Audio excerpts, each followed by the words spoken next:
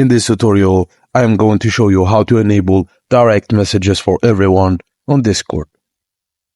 First thing first, open Discord on your computer and locate the settings icon at the lower left corner of your screen.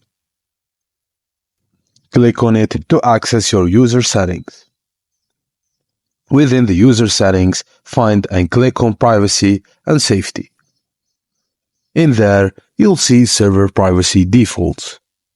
Look for the option labeled Allow Direct Messages for Server Members and toggle the switch to turn it on.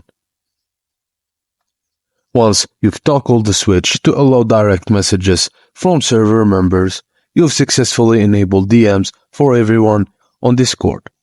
And that's it, all there is to it. Now you know how to turn on the direct messages for everyone on Discord using your computer.